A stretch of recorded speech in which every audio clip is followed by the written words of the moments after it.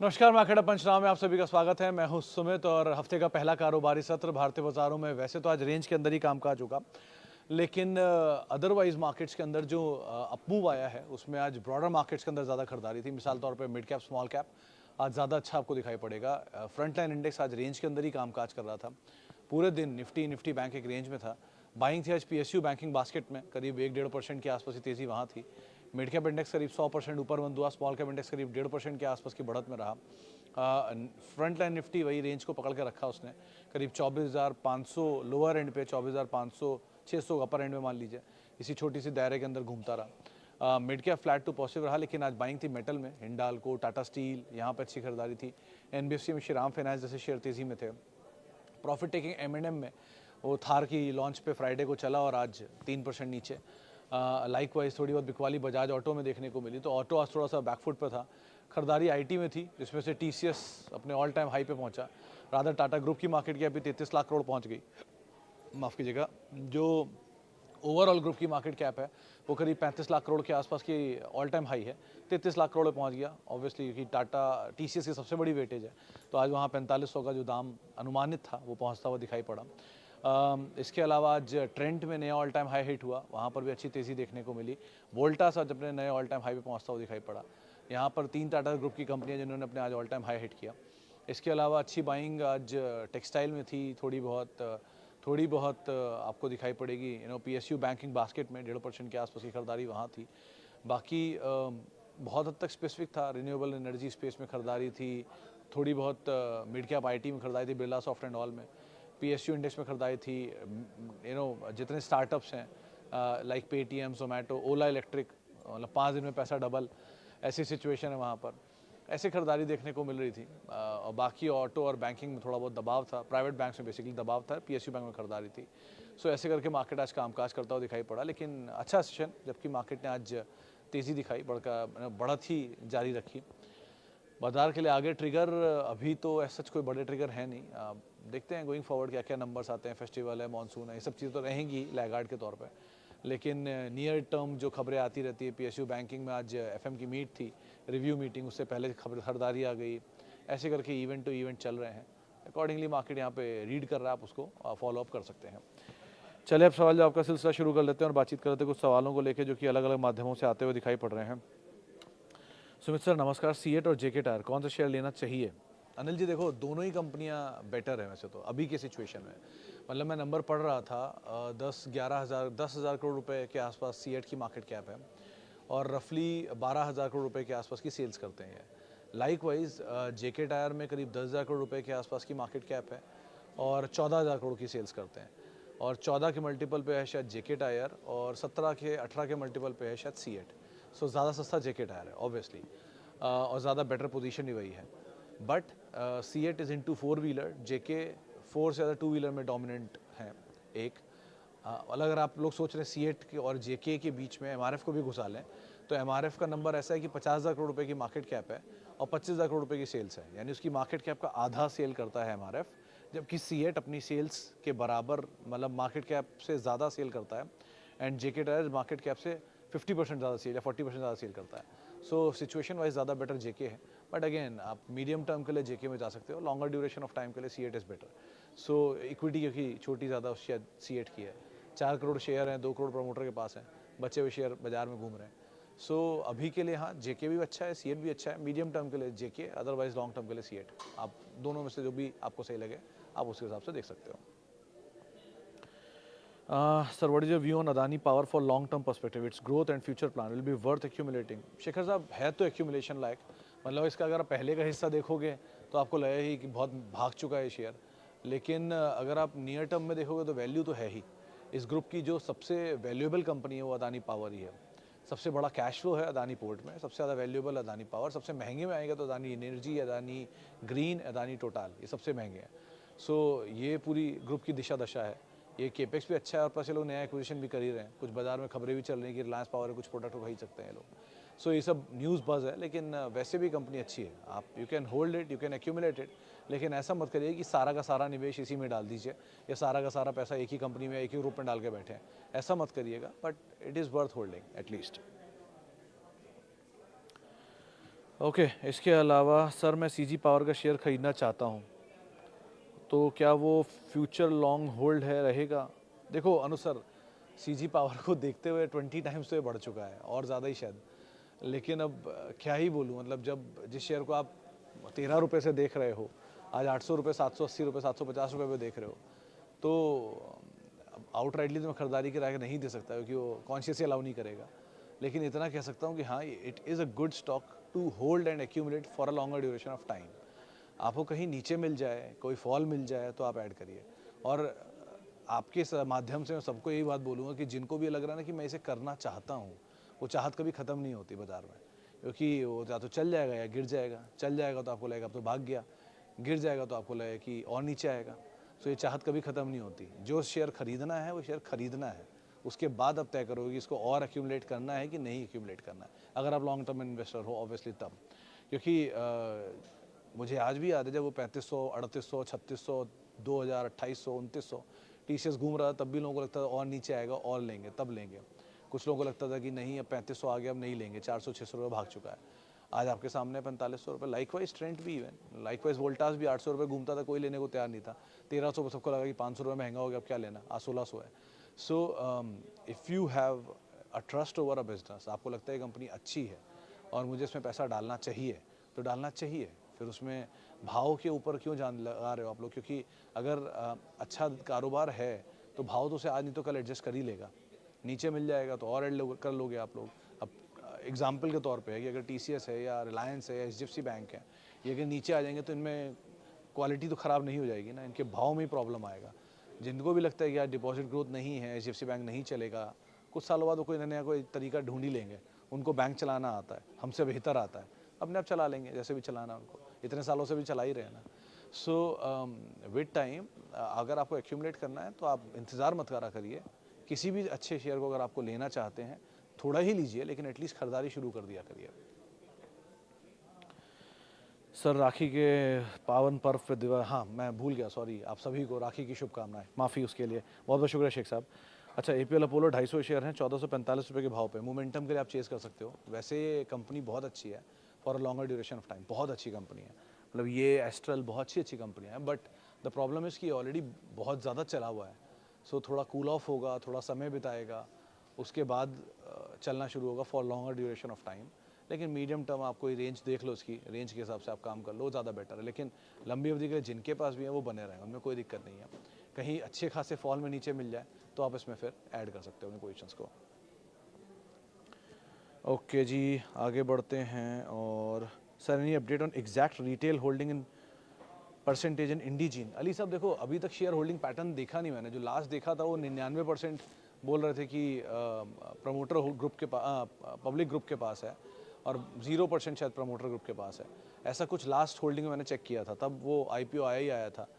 तो क्योंकि जब मैनेजमेंट ऑफिस आया था हमारे पास इंटरेक्शन के लिए, तब जब उनसे मैंने ही पूछा था कि आपके पास पब्लिक होल्डिंग कितना है, तो उन्होंने बोला था हम भी कुछ शेयर ऑफलोड कर रहे हैं। तो उनके पब्लिक शेयर होल्डिंग है। अब वो उसे प्रमोटर में क्लासीफाई कराते कि नहीं, मतलब बहुत इंटरेस्टिंग चीज़ होती है कि आमतौर पे जैसे टाइटन की सबसे बड़ी हिस्सेदारी तमिलनाडु सरकार की है, लेकिन हमें पता है कि Titan is owned by Tata group. क्योंकि टाइटन में जो तमिलनाडु सरकार है वो अपने आप को प्रमोटर नहीं कहलवाता है, वो अपने आप को डालता प्रमोटर की हिस्सेदारी में है, लेकिन क्लासीफाई कराता है एज एन इन्वेस्टर। तो वो प्रमोटर कहलवाते ही नहीं अपने आप को। तो अगर वो प्रमोटर नहीं कहलवाते हैं तो वो इन्वेस्टर हो जाते हैं। सो इसीलिए सबसे बड़ी मालिकाना हक होने के बावजूद भी सबसे बड़ा हक टाटा ग्रुप के पास है, जबकि 30% स्टेक या 29% स्टेक टाइटन टिडको के पास है, तमिलनाडु सरकार के पास, और 26% स्टेक शायद टाइटन के पास, टाटा ग्रुप के पास है। तो इसीलिए यहाँ पर भी कुछ ऐसे कुछ चक्कर है इंडीजीन में। हैविंग सेड दैट, लेकिन ये दोनों ही सूरतों में प्रमोटर होल्डिंग कितनी हो, रिटेल होल्डिंग कितनी हो, ये कंपनी अच्छी है, वर्थ होल्डिंग है, आप आराम से इसे होल्ड कर सकते हैं, ऐसी कोई दिक्कत नहीं है इसमें। ओके, एनएचपीसी कब तक होल्ड? देखो दुबे साहब, कोई भी पीएसयू, चाहे डिफेंस हो, चाहे रेलवेज़ हो, चाहे फर्टिलाइज़र हो, या चाहे जनरल पीएसयू हो पावर की, इन सब में अगर आपको अच्छा प्रॉफिट मिल रहा है तो अपना कैपिटल निकाल लीजिए, और अगर अच्छा प्रॉफिट नहीं मिल रहा है तो एक स्टॉप लॉस के साथ ही काम करिए। ये दोनों ही सूरतों में अब इसमें काम होगा, क्योंकि आज मजगांव डॉक कितनी बुरी तरह तोड़ दिया आईसीआईसीआई की रिपोर्ट पे, क्योंकि ऑलरेडी हीटेड अप है। यहाँ छोटा सा ट्रिगर इनके लिए बड़ा काम करेगा। आईसीआईसीआई की एक रिपोर्ट आई थी जिन्होंने 40-45% नीचे का टारगेट दिया था, तो इतना कोई बड़ा बुरा चीज़ नहीं बोला उन्होंने, लेकिन क्योंकि ऑलरेडी इतना हीटेड अप है तो तुरंत इसने अपनी सारी पोजीशन को ऑफलोड कर दिया। सो ऐसी सिचुएशंस ना बहुत क्रूशल है। अब देखते देखते पता नहीं चला 30% के आसपास शेयर ऊपर से नीचे आ चुके हैं। सो कब ये नीचे आ जाएंगे ऐसे ही, कब लंबे समय में चले जाएंगे पता नहीं, तो इसलिए थोड़ा स्टॉप लॉस साथ काम करिए, वरना अगर आप लंबी अवधि के निवेश हैं तो फिर तो कोई दिक्कत ही नहीं, बने रहिए आराम से, अच्छी कंपनी है। अगेन IRFC सेम चीज़। देखो जयंती भाई, आप ऑलरेडी बहुत नीचे के लेवल पर हो, 500 शेयर आपके पास है, 36 रुपये के दाम पर खरीदारी है। एक ही सेफ चीज़ बोलूँगा कि आप अपनी कैपिटल निकाल लो, बहुत ही नेग्लिजिबल कैपिटल है। थोड़े से शेयर बेचोगे, 50 शेयर बेचोगे तो ही निकल आएगी, तो 50 शेयर बेची कैपिटल तो निकाल ही लो। 450 शेयरों को थ्रू आउट लाइफ के लिए होल्ड कर लो, कोई दिक्कत नहीं है। अपनी नेक्स्ट जनरेशन को बोल दो बेच दें, वो भी कोई दिक्कत नहीं होगी। डिविडेंड देता रहेगा, कॉस्ट फ्री कर देगा ये आपकी, कॉस्ट फ्री है ही ऑलरेडी। और वो जो बचे हुए आपके 50 शेयर बिकेंगे कॉस्ट के, ये या जो आपने अपनी कॉस्ट निकाली होगी, वो डिविडेंड से वापस खरीद लेना, फिर जीरो ही हो जाएगा एंड ऑफ द डे। लेकिन ये वर्थ होल्डिंग है for a longer duration of time. लेकिन ये भी आप डिनाई नहीं कर सकते कि ये बहुत तेज़ चला है। सो थोड़ा सा कैपिटल निकाल लेने में कोई बुराई नहीं है। आप कुछ शेयर अगर बेच देते हो तो उसका मतलब ये नहीं होता कि आपकी पूरी अपॉर्चुनिटी मिस हो गई, थोड़ा ही सा बिका है, बाकी शेयर तो है ही, जो अपॉर्चुनिटी है वो उससे आ जाएगी। तो अगर आज ये मान लीजिए 500 रुपया है और आपने अगर 50 शेयर अपने बेच दिए, आपकी कैपिटल या 10-20 शेयर बेच दिए, 480 शेयर को अगर ये कल को 1000 रुपये हो गया तो आपकी वैसे ही आप भूल जाएंगे कि 20 शेयर बिके या 30 शेयर बिके। सो इसीलिए एटलीस्ट थोड़ा कैपिटल निकाल लीजिए। Capital protection is more important than getting a gain, तो उसको आप ज़रूर ध्यान रखिएगा। ओके जी, आगे बढ़ते हैं। सर, डालमिया भारत के 50 शेयर हैं, 2100 रुपये के भाव पे लिया हुआ है, क्या करें? देखो पटेल साहब, आप समय दे सकते हो तो बने रहो। वैसे ये रेंज में ही है, पिछले 3 साल से इसी 1800, 1900, 2100 की रेंज में घूम रहा है। आज भी ये 1700-1800 आया था, फिर वापस शायद बाउंस कर गया, 1.5-2% ऊपर देखा था मैंने। तो इस रेंज को प्ले करता रहेगा जिस दिन तक ये रेंज में ब्रेकआउट नहीं आएगा। तब तक के लिए कंपनी अच्छी है, कंपनी में कोई डिनाई नहीं, कंपनी ख़राब है, बहुत अच्छी कंपनी है, 3rd largest cement company India की। बट द थिंग इज़ कि ठीक है, रेंज में है, जब तक चल रहा है चल रहा है, जिस दिन रेंज ब्रेकआउट होगी बढ़िया पैसा बना के दे देगा, but will take some time. तो अगर उतना टाइम है आपके पास तो ठीक है, नहीं है तो फिर बात अलग है। अपोलो टायर से better sir JK and C8 है बिट्टू जी, आप उसको पहले देख सकते हो प्रेफरेंस वाइज, मतलब वहाँ ज़्यादा अच्छे वैल्यू है।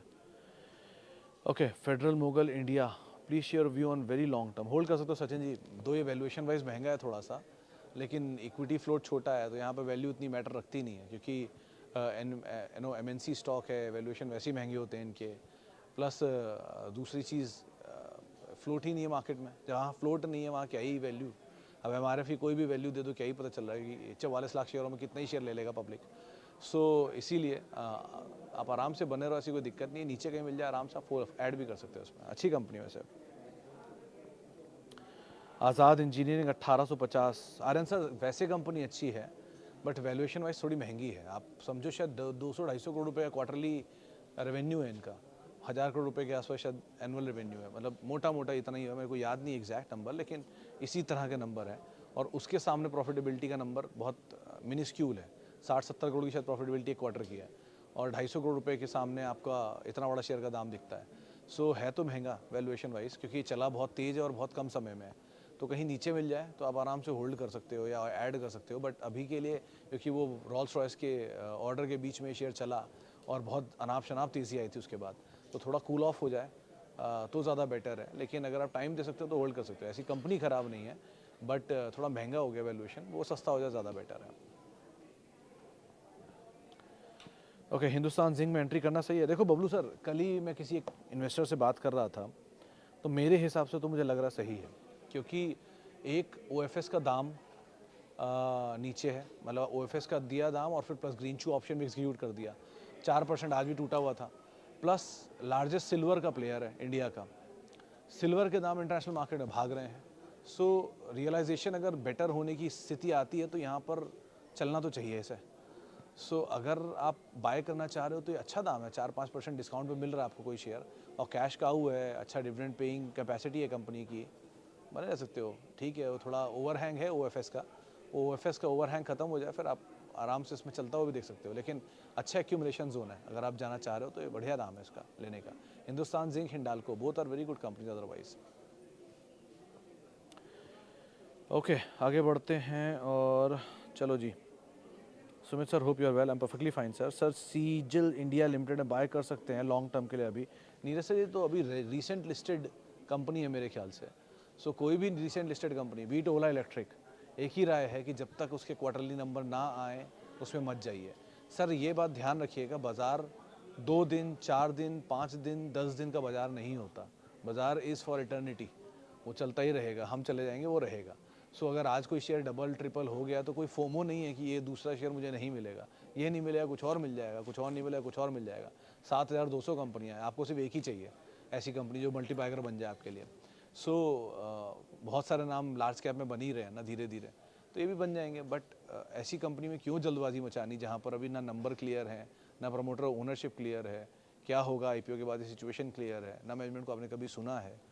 आप सिर्फ इसलिए कि वो अच्छी कंपनी लग रही है, वो भागे जा रहा है शेयर तो हमें लेना है, ऐसा काम मत करिए। थोड़ा समय दीजिए फिर एंटर करिए, ज़्यादा बेटर है।